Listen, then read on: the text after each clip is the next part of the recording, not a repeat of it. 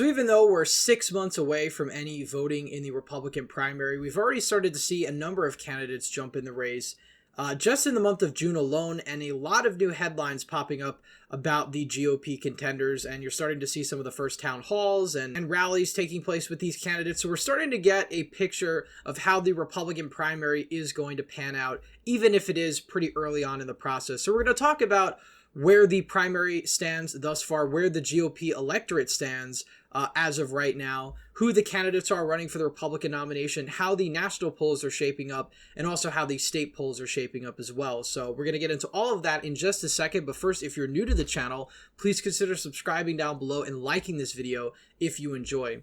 So as I mentioned, we've had a number of candidates jump in the race just in the month of June alone. Former Vice President Pence entered the race on June 5th, the day after Kristi, the former governor of New Jersey. The day after that, the North Dakota governor, Doug Burgum. And finally, Miami Mayor Francis Suarez jumped in just 3 days ago on June 14th. So you've already had 4 new candidates just jump into the race as of the month of June, bringing the total of declared major candidates for the Republican nomination at 11. So I expect there's going to be a couple of others to jump in the race, but you're starting to see everyone that's getting into the race actually get into the race and start to run their campaigns. We'll start off with Doug Burgum and make our way down. Burgum is the current mayor of North Dakota. He's also a billionaire, I think, of a software company. So he's somebody who's pitching himself as the job creator of middle America. He's from North Dakota, obviously small town America, rural area, trying to appeal to that segment of the Republican base. And of course, he filed just 10 days ago. And, you know, he's made some headlines due to his very unique messaging. His launch ad was very 1980s Americana-esque. But he was sort of highlighting his small town roots and the fact that he basically built up his business from virtually nothing. And he's also made some headlines for his very interesting and vintage logo, which I think is very cool and probably one of the best looking logos of the Republican contenders so far. Of course, next we have former governor of New Jersey, Kristi. He's very much running in the anti-Trump lane. I mean, even in his campaign slogan, "Because the Truth Matters," is really a dig at Donald Trump, who has been notorious for sort of bending the truth to fit his own narrative. But Kristi is very much running as the candidate who is going to tell it like it is, which is basically how he ran back in 2016, but he's put all of his cannon fire towards Donald Trump because his main mission in this primary is to take out Donald Trump.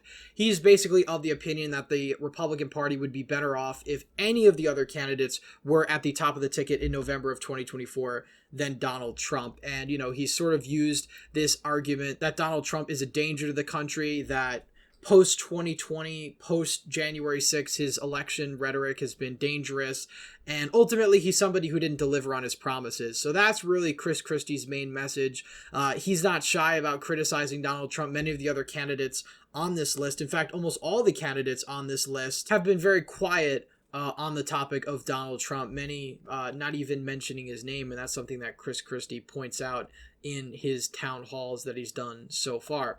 Next, we have Governor of Florida, Ron DeSantis. Now, Ron DeSantis is the second place contender so far in the Republican primary.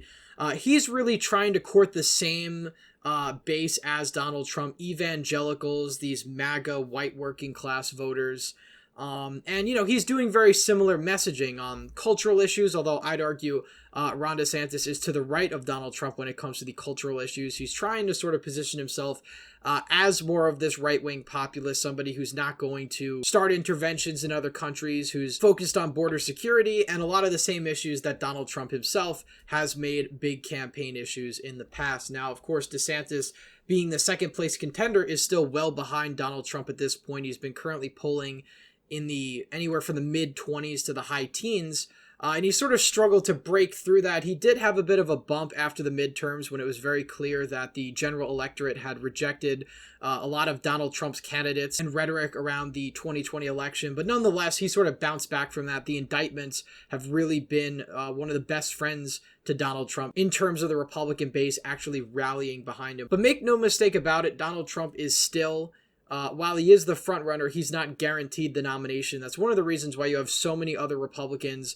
actually jumping into this race, because in the 2020 primary, you never would have seen any serious Republicans actually challenge Donald Trump because he was the incumbent president and he would have the nomination on lock. But in this case, things are a lot different. Donald Trump has certainly shown himself to be much weaker post-2020 when it comes to his support among Republicans. His approval among Republicans is still high, but it's steadily dropping, and that's something that a candidate like Ron DeSantis is trying to seize on, while also kind of trying to keep together Trump's MAGA coalition, while also expanding the Republican electorate as he's done in Florida.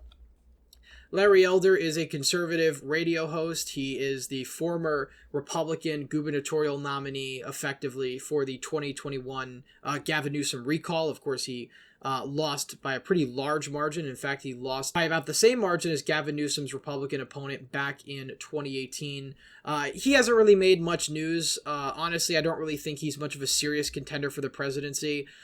There really hasn't been anything heard about him since his launch. We'll see if that remains the case as the primary goes forward, but so far, really no news on Larry Elder or what his position is. I reckon it's very similar to his position in 2021 when he ran against Gavin Newsom, sort of this old guard, conservative, self-responsibility, individual liberty type message that, while it's still pervasive in the Republican primary, is a bit outdated, especially in this more MAGA climate. Nikki Haley, who is the former governor of South Carolina and the former ambassador to the UN, is really sort of the fourth place contender right now behind Donald Trump, Ron DeSantis, and Mike Pence. She had a pretty interesting launch back in February, pretty enthusiastic crowd, but since then she really has failed to pull, above the single digits effectively. I think there's a couple of polls where she might be potentially in low double digits, but overall her campaign really hasn't gone much of anywhere. Many people speculate that she's gunning to be vice president or have some position in Trump's cabinet. But as of right now, she really is very much stuck in that fourth place contender, especially considering the fact that Mike Pence just announced his run several days ago. Asa Hutchinson's also sort of running in that anti-Trump, anti-MAGA lane, similar to Kristi. He's very much more on the center of the spectrum when it comes to the Republican base. He actually opposed Republicans, I think, on the transgender healthcare in Arkansas. I think he vetoed that, saying it was big government and things like that. So he's very much a small government conservative, sort of that 2004 Republican era. And I think it's the same problem that Nikki Haley has as well, that I should have mentioned when I was talking about her, because Nikki Haley is very much running as if this is the Republican Party of 2004, where she's talking a lot about business, the economy, small government, and the Republican base is much more culturally oriented now. The culture war is really the flavor of the Republican base as of right now. And I think candidates like Haley and Hutchinson, while they do touch on important business and economic related issues, they sort of fail to meet the moment that Republicans are looking for, this sort of conservative cultural warrior that will actually move the Overton window in the country more towards the right. Mike Pence, the former vice president, obviously is going to be a big name in the primary since he is the former vice president. He famously stuck up to Donald Trump on January 6th, certifying the election results against his will, which, by the way, he really had no power to deny the election results anyway. As vice president, he wasn't able to actually send the results back to the states, even if there was evidence. That's not something the vice president has the power to do. But nonetheless, he's sort of been made a martyr by mainstream media and sort of the Reaganite base of the Republican Party, the old guard Republican Party. And he's sort of using that message as he's sort of the strong man who could stand up to Donald Trump. But he also has the same problem that Hutchinson and Haley have, in that he's really running a 2004 evangelical-based Republican campaign. And I really don't think that's going to get him very far in today's Republican primary. Vivek Ramaswamy, I like to call the Andrew Yang of the 2024 cycle, in the sense that he's sort of this independent, really rich outsider who sort of comes out here with all these very interesting and base-centric ideas to kind of get the base excited. But ultimately, somebody like Vivek really doesn't have a realistic shot at the nomination. Vivek's actually been running a very interesting campaign because he's really not focused so much on getting himself to the Republican nomination, but Donald Trump. And that's been very clear in the way he's been campaigning. He was the only 2024 Republican candidate to actually go down to Miami and protest on behalf of Donald Trump. He's defended Donald Trump vociferously and really never attacks him. He only attacks Ron DeSantis, since he sees that as Donald Trump's number one threat. So Vivek Vivek is very much gunning for some sort of book deal or maybe some sort of statewide race in Ohio in the future, but he's not a serious contender for the Republican nomination. You can't win the Republican nomination without attacking or going after the leader of the pack, which is Donald Trump, because if you want to be the Republican nominee, there's just one lane to the Republican nomination, as Kristi has said a number of times throughout this cycle, and that's directly through Donald Trump. And Vivek is very much dancing around that. He's a fanatical supporter of Trump, and he's really gunning for some sort of administration position and sort of acting as Trump's attack dog to attack the other primary opponents that challenge Donald Trump.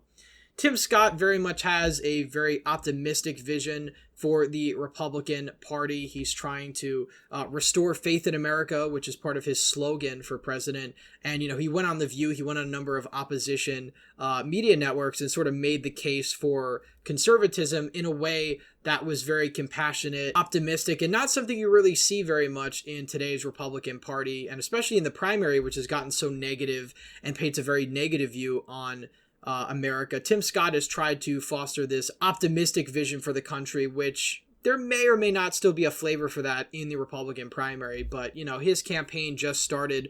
We'll obviously see where he goes from here. Francis Suarez is the mayor of Miami. He's very much when positioned against these other candidates, he's very much in the center, if not sort of a center-left candidate. In the Republican primary. You could argue he's very similar to John Kasich. He endorsed Hillary Clinton in 2016, Joe Biden in 2020, and endorsed Andrew Gillum for governor in Florida. Also supported big government lockdowns in 2020. So he really is this Republican in name only type candidate. And that's not a term I like to use very much, but I think for Francis Suarez, it really applies on every major cultural issue. He's very much on the left. And of course, when it comes to lockdowns and gun control, he's also very much on the Democratic side of those things. So, but nonetheless, he's trying to run as this younger, more diverse vision of the Republican Party that's a bit more centrist and moderate. We'll ultimately see where that ends up. But my prediction is he's not really going to get anywhere, especially since a lot of his positions are opposite of where the Republican base is at this current moment in time. And finally, of course, you have former President Donald Trump, who's running for a third time as president of the United States. Of course, he ran in 2016, lost in 2020, and is trying to reclaim the presidency in 2024. He was the first candidate to announce. He announced just after the midterms, which I don't really think was the best idea, considering the fact that a lot of his candidates ended up getting dragged down. He ended up being the first candidate to announce, and many speculated that this was because he wanted to try and get ahead of the indictments he knew were coming. And he's been able to use the indictments effectively as political persecution and persuade a lot of Republicans that the justice system is out to get him, that the justice system is corrupt, and that he's ultimately innocent and the only person that can bring back America to its former glory. So that's really been Trump's pitch. Of course, he's really running against Ron DeSantis and Joe Biden at the same time. He's trying to attack DeSantis as disloyal, as a rhino, a Republican in name only, which I don't really think thus far has worked, although he's still leading the pack very considerably. Donald Trump naturally has his built-in lead because the Republican Party is really built around his brand, for better or for worse. I mean, when Donald Trump came on the scene in 2015, the vast majority of the Republican base opposed him. The vast majority of the Republican apparatus was against him. But now in 2023, Donald Trump effectively is the Republican establishment. Ronna McDaniel, his hand-picked RNC chair, leads the Republican Party. You have many of the MAGA loyalists in Congress, in the Senate, many of which have already endorsed former President Trump. So he very much has a built-in advantage, one, because he was the former president, and of course, two, MAGA and sort of his movement controls the Republican Party at this point in time. And I think for any other Republican candidate to break through that, they're going to have to sort of outflank Donald Trump from his right and sort of win the favor of a lot of the grassroots conservatives are essential to winning the Republican primary. So now that we've kind of gone over the Republican candidates, let's take a look at some of the Republican opinion polling for this cycle. Again, we could take a look at a graph here. Donald Trump has consistently been in the lead since the beginning of 2023. Interestingly enough, DeSantis was polling near 40% in some cases and then had a massive dive. He's starting to come back in the aggregate. I want to stress, of course, that polls this early on really don't mean a whole lot, especially considering the fact we still have 6 months before any votes are cast. And a lot can change in Republican primary politics, especially considering the fact that these primaries are a lot more volatile than general elections, and there's a whole lot that can change from now until then. And of course, if we take a look at the opinion polling overall, Donald Trump leads the pack by over 30 points, regardless of which aggregate you look at. And so far, his lead doesn't really show any sign of dropping, although if you look at some of the statewide polls, there is a bit of a slip there, but overall, Donald Trump is still by and large ahead, and if the trajectory continues, he will easily win the Republican nomination. But of course, you still have a lot of other candidates that are against Trump that are sort of taking away votes from the only other major non-Trump candidate, and that of course is Ron DeSantis. So it remains unclear how many of these other primary opponent votes will go to Ron DeSantis. I suspect it's going to be the vast majority of them, because everyone who's voting for Trump in these polls is basically a Trump loyalist at this point in time. They're naturally not considering any other options. So the fact that you do have nearly half the Republican Party considering other options means that, in a head-to-head matchup, you'd think that the vast majority of those people considering other options would go to Ron DeSantis because they're not supporting Trump in the primary. At least that's the logic anyway. And, if you take a look at some of these polls, Donald Trump's at 53% in Harris, 53% in YouGov. Quinnipiac has him at 53%, DeSantis at 23%, 59% Morning Consult, DeSantis at 19%. So DeSantis is the only other candidate besides Donald Trump that has pretty stable polling. I mean, he's polling in the low 20s, but the other candidates are really on the floor as of right now. Nikki Haley is at 4%. I mean, I think I said earlier that she was polling in double digits, but I guess I was wrong. I thought there was one poll early on that kind of had her, to like 11%, but I must have been wrong. Nikki Haley really has failed to get off the ground. Asa Hutchinson's not going to go anywhere. Mike Pence is polling in higher single digits, but ultimately he's not really that viable. As of right now, this really is a race between Ron DeSantis and Donald Trump. The other candidates are sort of eating up the air and taking up space at this point in time. And unless there's a major breakthrough or shakeup in the Republican primary, it's going to be these two going head to head. So now we're going to take a look briefly at 2016, because I want to stress that 2016 is not similar to 2024 in a large variety of ways.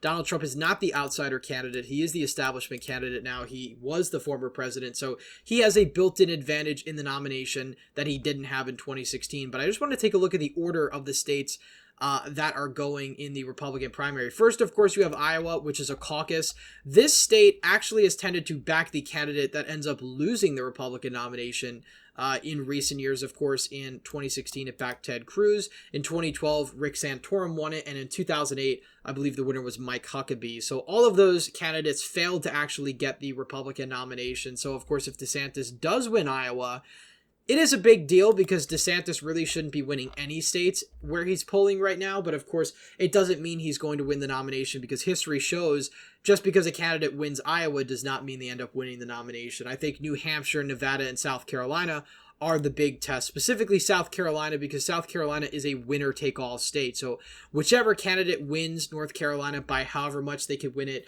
with just 28% of the vote, they're going to get all of the delegates. And, Trump won North Carolina by 10 points back in 2016, mainly because of a vote split of the other Republican candidates. So I think the other Republican candidates in the race are at least a lot more aware, or at least Kristi is certainly aware, that the 2016 primary was won by Donald Trump, mostly because of vote splitting. The majority of Republicans opposed Donald Trump during the primary process, and the early primaries show that. I mean, you even take a look at places like Alabama. Trump is only winning with pluralities of the vote. Alaska, Ted Cruz is winning, so on and so forth. You really have to go down to March, April, where you have Donald Trump actually winning states with a majority of the vote, and that's really after a lot of the candidates had already dropped out and were essentially out of the race. Obviously his home state of New York, he won pretty easily. And, perhaps we'll make a separate video sort of analyzing each of these states a bit more in depth when it comes to the Republican primary. But I just wanted to take a look at this real quick to kind of look at the order of Republican primary states, because Iowa is a state where you've got a lot of evangelicals, interestingly enough, especially in western Iowa, that are sort of going to determine where the Republican base is feeling during the first in the nation caucus. Again, they've always tended to back the candidates that don't win. So, of course, if DeSantis or another candidate does somehow win Iowa, doesn't mean they're going to be the nominee. In fact, history shows they probably won't be the nominee. So if DeSantis wants any chance at being the nominee, or Kristi, they probably want to do well in New Hampshire. And New Hampshire's a state that Donald Trump won by 20 points back in 2016, again, when he wasn't really an incumbent or didn't have sort of a built-in advantage like he does now. And if we take a look at some of the early primary polling, currently Donald Trump is ahead in New Hampshire by a pretty big margin. He rarely gets over 50% of the vote, but you do have Ron DeSantis in the most recent poll sort of collapse at around 13%, Mike Pence kind of gobbling up 5%, Kristi getting 9%.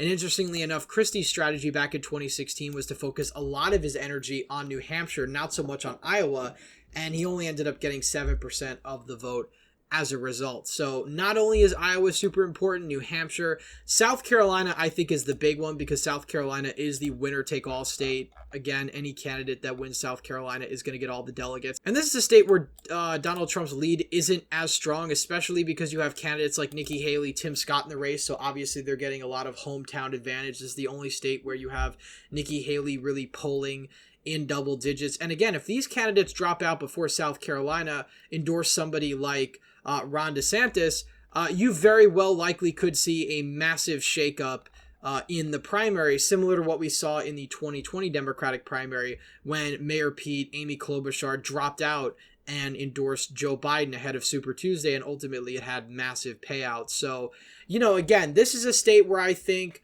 DeSantis does have sort of an under-the-radar advantage, especially if Haley and Tim Scott decide to drop out before this state. They're not polling as well. They end up endorsing DeSantis.